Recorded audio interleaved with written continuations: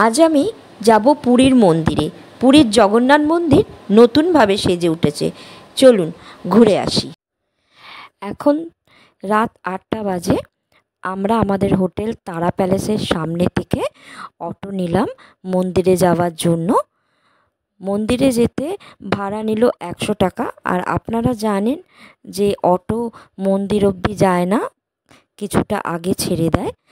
আমরা যখন অটো থেকে নামলাম, মন্দিরের কাছাকাছি এলাম, তখন দেখলাম মন্দিরের সামনেটার আমূল পরিবর্তন হয়েছে। তারপর আমরা মন্দিরের ভেতরে লাইন দিয়ে ঢুকলাম। মন্দিরের প্রাঙ্গণ খুব সুন্দর করে সাজানো আর খুব পরিষ্কার পরিচ্ছন্ন, চারিদিকে আলো ঝলমল করছে। আর আগে মন্দিরে যাওয়ার জন্য আপনাকে বাইরে সব দোকানে জুতো, মোবাইল এসব রাখতে হতো। এখন এটা মন্দির প্রাঙ্গণের ভেতরেই রাখার ব্যবস্থা আছে। ছোট ছোট ঘরের মতো করা আছে, তার আবার নাম্বারিং আছে 1 2 3 4।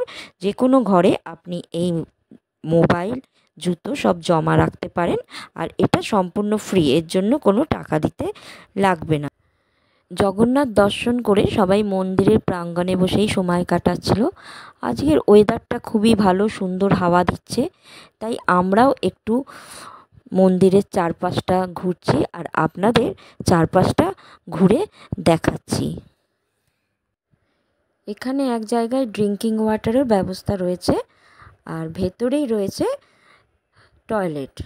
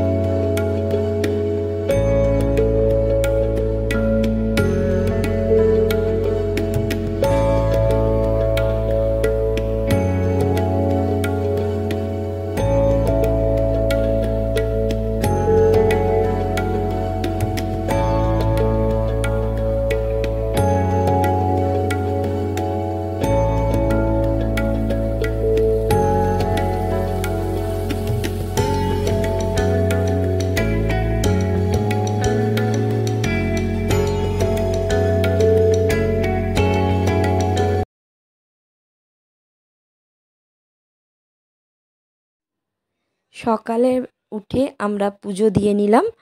সবই ভালো। একটা ব্যবস্থা ওরা করতে পারে, মন্দিরের ভেতরে যে ভীষণ বিশৃঙ্খলা হয়, এটা যদি কোনো দিন ঠিক হয় তাহলে আরও ভাল লাগবে। এই সকালবেলা আপনাদের দেখাচ্ছি, রাতে আপনাদের দেখিয়েছি, এবার সকালবেলা ঘুরিয়ে দেখাচ্ছি মন্দিরের চারপাশটা। এখন পুজো দিয়ে আমরা আবার হোটেলে ফিরে যাব। আবার 2টোর সময় মন্দিরে আসব, কারণ ওই সময় গরম গরম ভোগ ওই আনন্দবাজার চত্বরে বিক্রি হয়। আমরা ওখান থেকেই ভোগ কিনিন। যদি আপনারা না জেনে থাকেন তাহলে অবশ্যই ইউটিউবে দেখে নেবেন আনন্দবাজারের ব্যাপারটা। ওখানে ভোগ কিনলে অনেক ভালো ভোগ পাওয়া যায়। আর আপনারা সেটা হোটেলে এনেও খেতে পারেন, আবার ওখানেও খাবার ব্যবস্থা রয়েছে। আজকে তাহলে এখানেই রাখছি। জয় জগন্নাথ।